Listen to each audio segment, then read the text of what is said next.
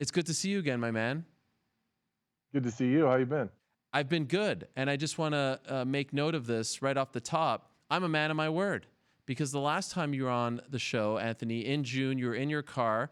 You were going to get your hand checked out. You had just beaten Alexander Gustafsson, and I made you this promise. I don't know if you remember this, but I want to remind the world that I'm a man of my word. Here's a little reminder. You're not going to hear from me for at least 6 months, okay? Watch me break that promise in like 2 months when you're booked for another fight. But for now, I'm going to leave you alone. Enjoy your time off. And by the way, congrats on the upcoming wedding. I didn't realize that you actually weren't married yet. So it's amazing. Everything is backwards, and I love it. It's a beautiful thing. So congrats. Enjoy the time off. Thanks a lot, Ariel. Yeah, don't call me. Okay. You can text, though. Okay, fair. Deal. Am I a man of my word? I didn't bother you. We texted a couple times, but I never asked you back on. Yeah. You know, here we are, I think even 8 months later. How about that? Yeah, you kept your word. We texted back and forth, and I guess it's time to get back to work, huh? It is time. So you're going to be a part of our coverage this weekend in Houston. That's exciting. You've been doing great stuff on television. I've told you that via text, and I'm also looking forward to this fight on April 25th. But first, I just want to ask about you personally. What was the back end of the year like for you? Did you really feel like you needed that break? Did it feel like, it was just getting to be a lot? It was a very active time for you. And now do you feel a little better after having that long break? Yeah, I feel a lot better. I kind of started feeling like I was in a tornado, and I couldn't figure out how to get out of it. It was every fight I got out of, I was walking right into another one.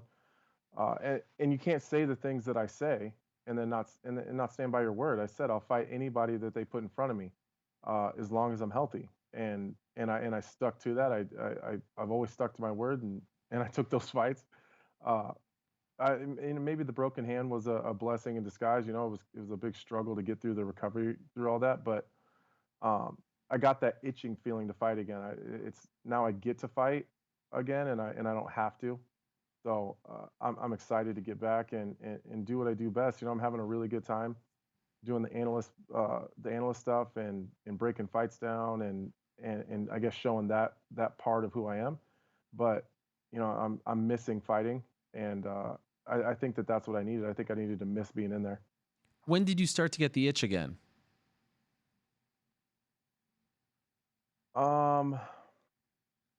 Probably when the weather started to get cold, and I was running out of stuff to do outside, and the kids got back in school, and I started getting really bored, and I don't know, I didn't have anything else to do. I wasn't occupied with all the stuff that me and my wife and my family do, and that's when I really started to miss it again. Did you have surgery on your hand? Yeah, I had two. Two? Why two? The first one failed. I went into like my 6-week checkup after the first surgery, and the plate was broken and the bone had shifted back again. I kind of had a pretty good idea that there was something wrong with it, probably 2 or 3 weeks before that. But if I'm being very honest with you, I knew that there was something wrong, and I didn't really care.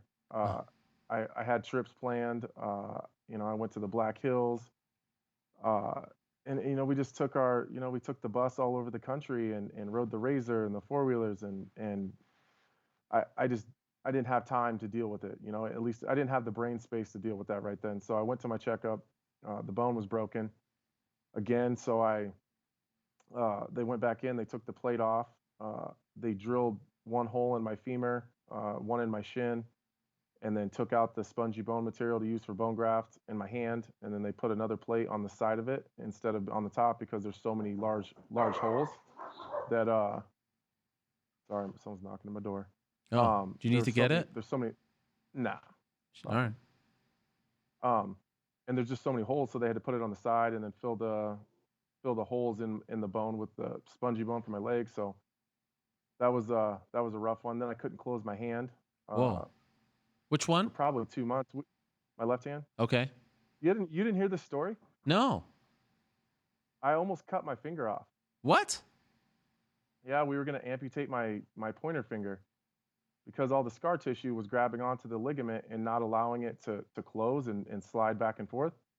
So uh, the idea was that if we amputated the finger and then screwed those ligaments to that bone after it healed, that I could still use the other three fingers the other three fingers and my thumb to grapple, and there would still technically be a knuckle there, so I could still punch. What? So, This would have been yeah, voluntary amputation? yeah, because I couldn't close it. The scar tissue was building up faster than they could remove it. Wow. So then what happened?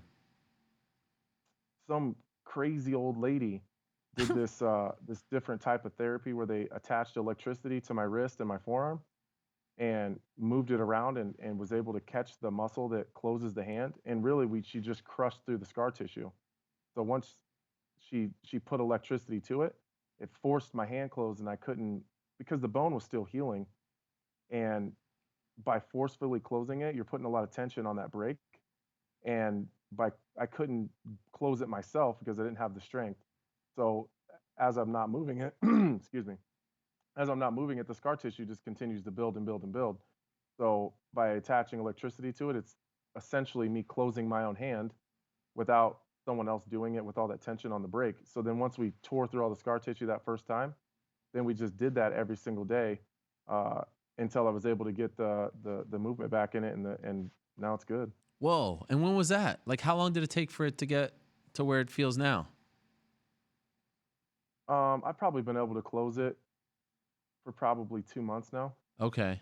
And how does it feel? Like, does it feel 100% or will it never feel that good? I mean, I think it's as good as it's going to get. What would you Um, say it's at it now? like strength and my ability to use it is at 100%, but my hands are just messes anyways. I got lots of scar tissue, lots of arthritis. I've just had lots of hand surgery, so it's sore in the morning, and the cold weather in Nebraska doesn't help at all. So once it gets moving though, it loosens up and feels all right. Was there any thought that maybe you'd never fight again? Well, that's why we were going to amputate the finger, because Oh, if I can't close it, yeah. then I can't really fight with an open hand. And you, So and you that would was rather amputate the finger than stop fighting? yeah, That is wild. Which finger again? You said the middle one? my pointer finger. Pointer finger is this? Yeah, that Yeah. one right there. Yeah. I don't know if Wow. you can see that, but And and I got and that nasty scar right there. oh yeah. And you Gnarly, right? But look at that. We got a fist now. look at you. Time to swing them things. Yes. And any like you had come to the conclusion you were at peace with the idea of amputating your finger.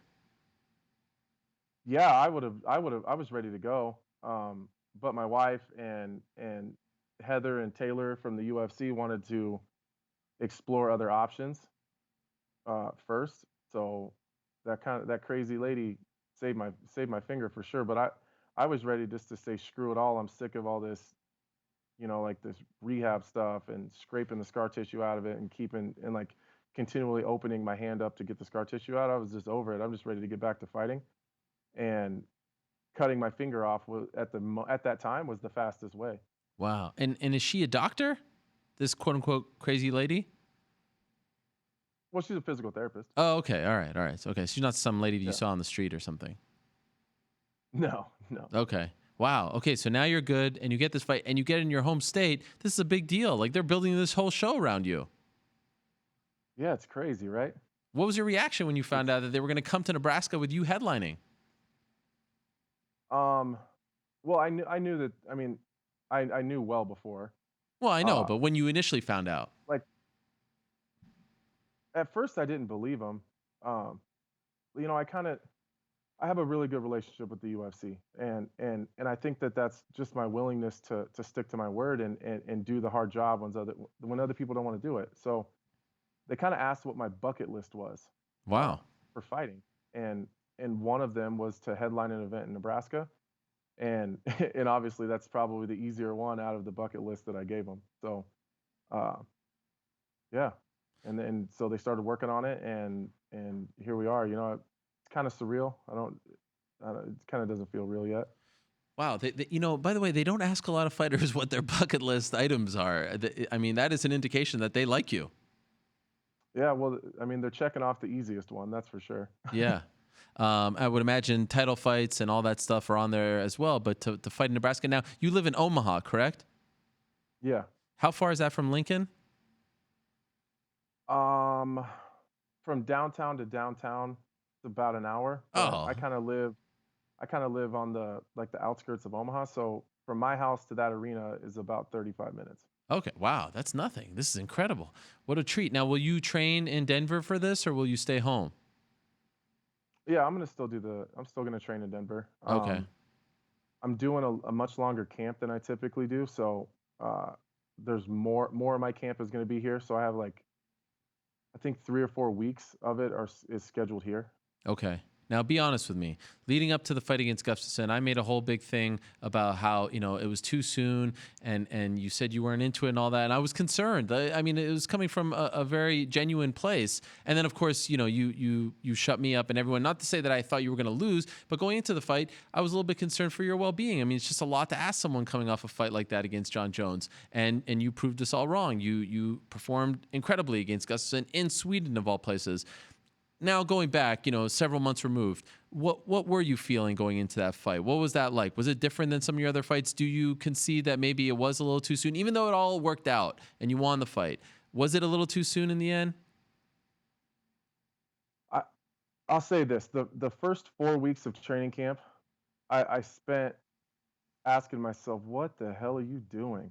Like, why are you like I like part of me knew that I needed it, but the other half was like what the hell are we doing here? Like, why am I doing this again?" And then that wore off probably the first 3 or 4 weeks, and then that wore off, and then I just never got excited about it. But I think that was a good thing. I went in. I honestly went into that fight not really caring whether I won or lost. Mm, And I know that it sounds like a soundbite. Like people probably think I'm lying, but I honestly didn't care what the result was. It was really about what I was going to be able to do when I was in there. I just felt so awful about myself and awful about my performance uh, versus John that I just wanted to fight. I just wanted to go out, and that's why I fought so awful against Gus because I didn't care if I won. I just wanted to swing hammers and I just wanted to punch shit. And you can't do that in day-to-day life. You can't do that to your training partners. You can't just be a psychopath and just take it out on on someone else in regular day life. And that's what I needed to do. I just needed to take it out on someone, and I didn't care if he beat me. I didn't care if he caught me crashing in. I didn't care. I just wanted to just punch him as many times as I could, anywhere I could. wow, and it worked. Now, when's the last time you saw the Jon Jones fight? Mine? Yeah. I haven't watched it in a long time. I probably watched it once during the camp for Gus, but I haven't watched it since then. Do you ever think about the knee or no? No. We're gonna get into It's funny. I was picking up my wife's car from the shop today, Uh huh. and the owner said, "Hey, how about next time you take an illegal shot in a title fight, you go ahead and take the win." Yes, I like this man. I was like, "Nah, man, I can't do that." So then he's like, "Well, how much money do you think that cost you?" I was like, Oh "I don't God. want to talk about Yeah, come on, man. it." I would not ask that question, but I like where his Yeah, head is at. yeah. So could I ask you? I mean, you look at this fight. We just had Dominick Reyes on, very confident, says he's going to beat him, says he's going to knock him out. All this stuff. Do you think Dominick Reyes can pull this off? I watched the interview with John, and he said something that is 100% true. Dominic Reyes has no idea what he's getting into, Hmm. and it's not even the X's and the O's. It's There's so much more to fighting Jon Jones that I learned now, but would have been pretty helpful before the fight.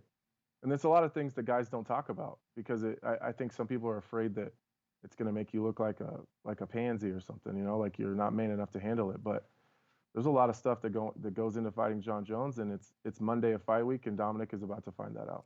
Like what? Like what do you wish you knew about fighting him? Um, all right, I'll just be honest. Please.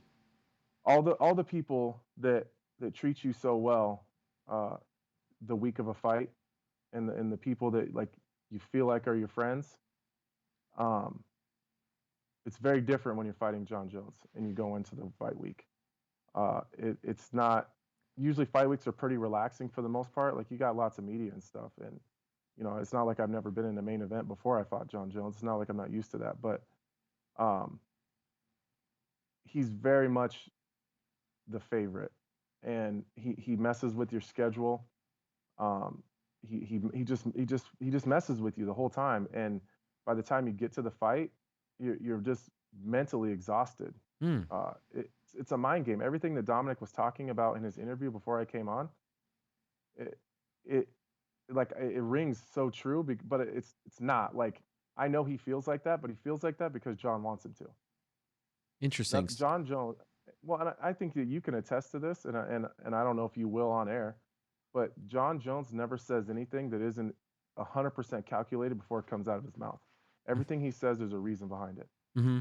Yeah, 100%. I mean, I was just talking about that before about, when he talks about himself and in his mistakes and things like that. You can tell he's thinking, he's talking, you're not quite sure what's real, what's not. And then when he talks about like you guys, the opponents, that's when the real John comes out, the alpha male, right? And you could tell his guard is down. He's just talking as this cocky guy who thinks he's the best, and that's fine. That's who he is. But yeah, I agree with what you're saying there.